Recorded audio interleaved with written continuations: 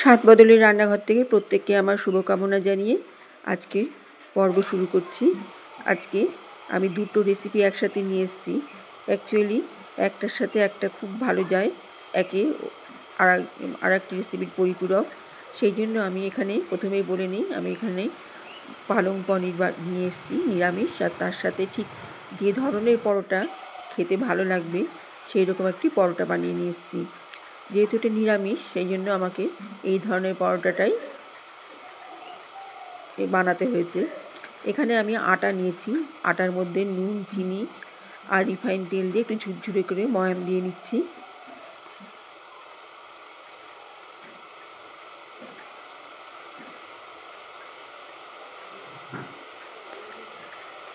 ময়াম ঝুরঝুরে করে নেওয়ার পরে আমি এটাকে একটু টেস্টি বানানোর জন্য পরোটাকে দুটো আলু টুকরো নিয়েছি। আমি একটা আলুই সেদ্ধ দিয়েছি, তার থেকে 2 পিস আলু দুখণ্ড করে এর সাথে সেদ্ধটাকে ঠান্ডা করে এই ময়াম দেওয়া আটার সাথে মেখে নিচ্ছি।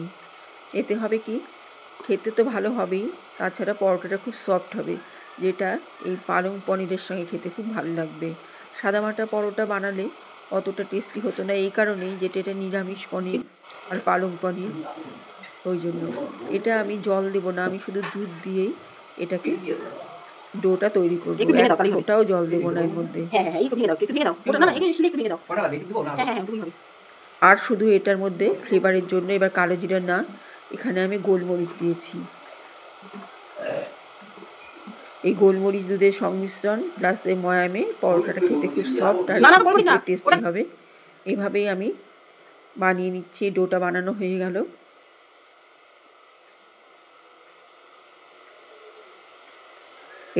এটাই কিন্তু এক ফোঁটাও এই গোলমরিচের গুঁড়ো দিয়ে এবার ডোটাকে মাখিয়ে নিচ্ছি। লাস্টে এটাই কিন্তু এক ফোঁটাও জল যাবে না, আমি কিন্তু পুরোটাই দুধ দিয়ে বানিয়েছি।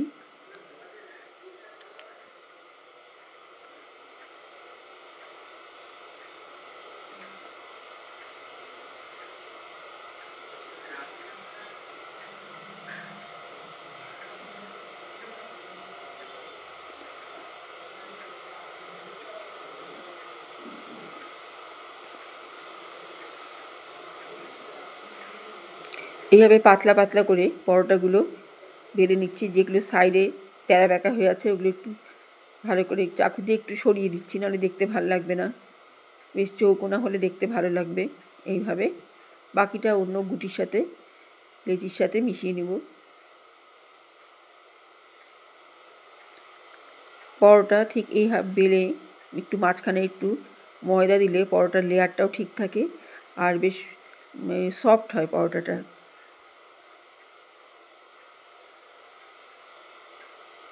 আমার এই যেই পালং পনিরটা বানিয়েছি, এটা যেহেতু নিরামিষ, কাজে আমাকে সেইভাবেই এটাকে বানাতে হয়েছে। খেতে কিন্তু খুবই টেস্টি আর এই ধরনের পরোটার সাথে খুব ভালো লাগবে।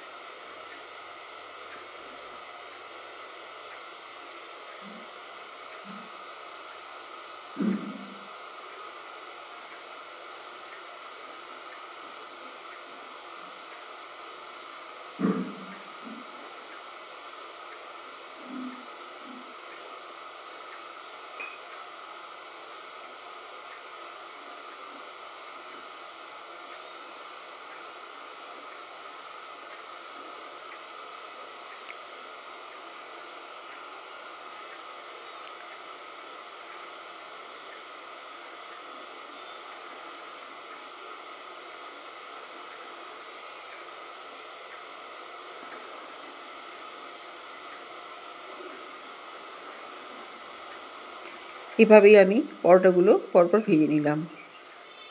এখন আমি এই যে পালং পনিরটা বানিয়েছি, এখানে আমার পালং পনিরটা তৈরির পরেই দেখাচ্ছি। পরে প্রসেসটা আমি কীভাবে নিরামিষ পালং পনিরটা বানালাম সেটা আমি পরের তৈরি করার পদ্ধতিতে পরে যাচ্ছি।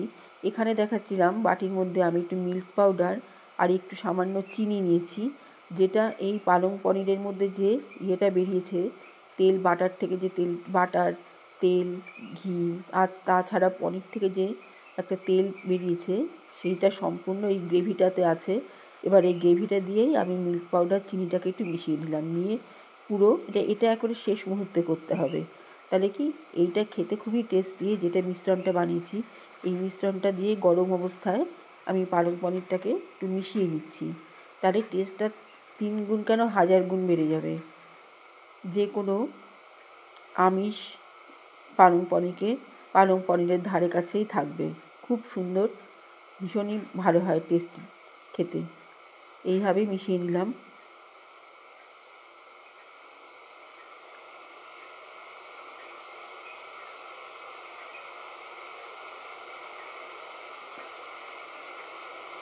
পরোটাগুলোও ভীষণ সফট করে বানিয়েছি আমি, যেহেতু এর মধ্যে আলু দেওয়া আছে। দুধ, আলু, গোলমরিচের ফ্লেভারে খুব সুন্দর পরোটা, আর তার সাথে নুন চিনি একটা স্বাদ আছে, নোনতা মিষ্টি, আর তার সাথে এই ধরনের নিরামিষ পালং পনির অসাধারণ একটি কম্বিনেশন। এখানে আমি পালং পনিরের পালং পাতা যেটা নিয়েছি সেটাই মাঝখানের শিটটাই বাদ দিয়ে নিয়েছি, কারণ এটা থাকলে একটা তিতকুটে ভাব থাকে আমার যেটা মনে হয়। এগুলো সম্পূর্ণটা এবার আমি শুধু পাতাটুকু নিয়ে শিরগুলো ফেলে দিয়ে আমি মিহি করে কুচিয়ে নিব। আর একটু ধনেপাতা, এখানে ডাঁটিগুলো দেখা যাচ্ছে, এগুলো পরে চচ্চড়িতে মিশিয়ে দিব অন্য আইটেমে। যাকে এখানটা আমি হাঁড়ির মধ্যে একটু রিফাইন তেল নিয়ে নিলাম।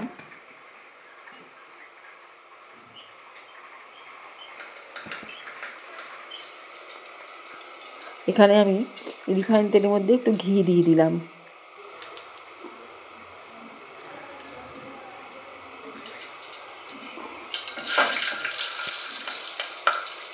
কাঁচা লঙ্কা দিলাম ফ্লেভারটার জন্য, আর দিলাম টমেটো। এখানে কিন্তু আমি নানা রকম মশলা বা ফোড়ন কোনোটাই দিইনি, আমি শুধু পালং শাকের টেস্টটা বজায় রেখে ঘি, টমেটোর স্বাদ বজায় রেখে, কাঁচা লঙ্কার স্বাদ গন্ধ বজায় রেখে আমি জিনিসটা অত্যন্ত সন্তর্পণে এটা বানিয়েছি, যে অ্যাকচুয়ালি স্বাদটাকে যেন ঠিকঠাক থাকে, অন্যরকম ফ্লেভারে যেন আসল মানে তিতকুটে ভাব বা আসল স্বাদটা যেন নষ্ট না হয়ে যায়, সেটাকে খেয়াল করেই আমি এটা বানিয়েছি। আচ্ছা, এখন আমি এর মধ্যে দিলাম জিরের গুঁড়ো। যখন টমেটোটা একটু গলে গলে আসবে, টমেটোটা কিন্তু আমি উপরে খোসাটা ছাড়িয়ে তারপরে স্লাইস করেছি। জিরের গুঁড়ো দেওয়ার পরে শুধু আমি এখন এখানে এই ধনেপাতার ফ্লেভারটাই রাখবো। এটা আমার দেশি ধনেপাতা, আমি এটা বেছেই রেখেছি এটা বানাবো বলে। এটা হাইব্রিড ধনেপাতা নয়, এর গন্ধটা খুব সুন্দর। এখানে আমি শুধু ধনেপাতাটা দিলাম এর মধ্যে। এবার তেল, ঘি, টমেটোর জুস, কাঁচা লঙ্কার জুস, এইসবে ধনেপাতার ফ্লেভার জুস দুটোই। এরপরে আমি যে মিহি করে কুচিয়ে রাখা পালং ওটা দিয়ে দিলাম। আমি কিন্তু এখানে পালংটা সেদ্ধ করিনি, যেহেতু এটা আমি নিরামিষভাবে বানাচ্ছি, ওই জন্য পালংটা আমি সেদ্ধ করিনি, এই জলেই স্বাদটাকে নিয়ে আসবো, পালং সেদ্ধ জলটাই। এই যে তেল মশলার যে জলটা এখানে নিচের যেটা ফোড়নে দিলাম, তার সাথে এই পালং শাকটা মুজে যে একটা মিশ্রিত তৈরি হবে, সেই স্বাদটাকেই রাখবো। এবার এখানে কড়াইশুঁটি কিছুটা দিয়ে দিলাম।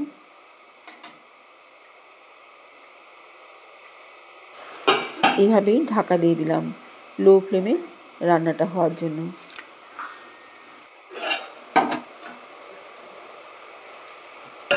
একটু মজে এসছে, এখানে আমি বেশি ঘাঁটবো না।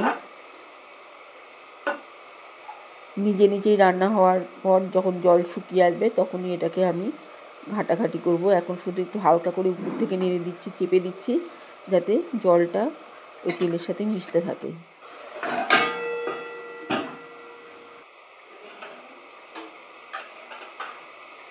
এখন ভাপে সেদ্ধ হয়ে মোটামুটি পালং থেকে জল ছেড়েছে। আর আমি যখন প্রথমেই পালং শাকটা এখানে দিচ্ছিলাম, তখন সামান্য জলের ছিটে দিয়ে দিচ্ছিলাম শাকটা হাঁড়িতে। এইভাবেই সেদ্ধ হয়ে জল বেরিয়ে আসছে।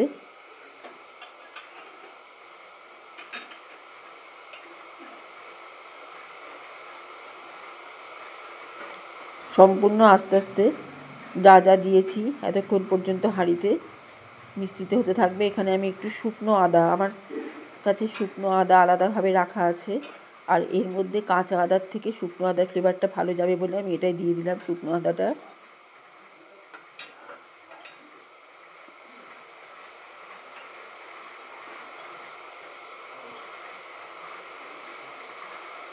একটু নুন চিনি দিয়ে দেবো এখন।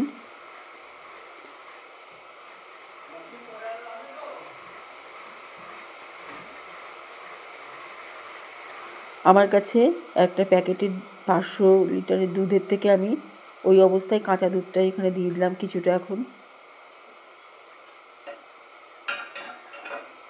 যেটা মাদার ডেয়ারির দুধ ছিল সেখান থেকে আমি একটু দিয়ে দিলাম এখানটায়। এবার সব শুদ্ধ রান্না হতে থাকছে।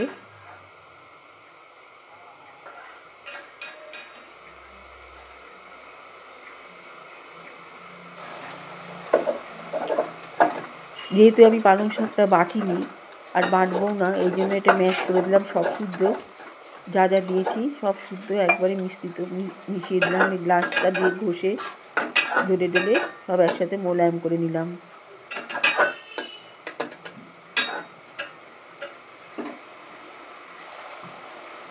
আরও একটু দুধ দিয়ে দিলাম।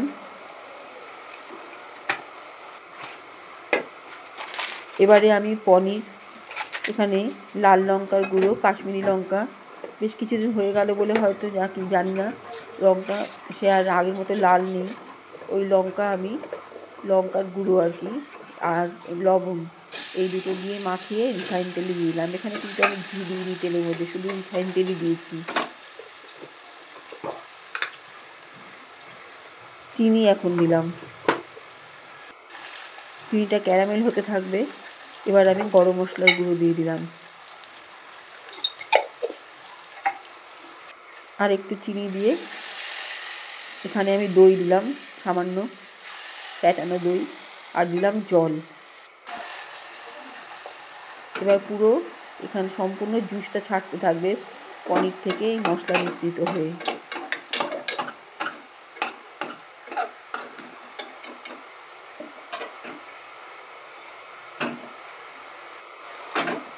এবার এটা আমি এখানে ঢেলে দেবো।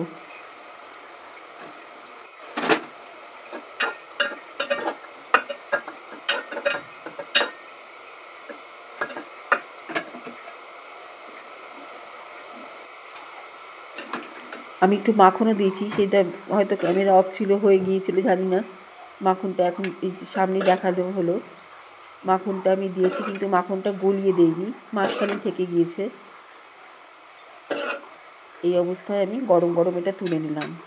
আমার আর একটু কাজ বাকি আছে, এটা তুলে নেওয়ার পরে। দেখুন কি সুন্দর পনিরের ভাজাগুলো এসছে।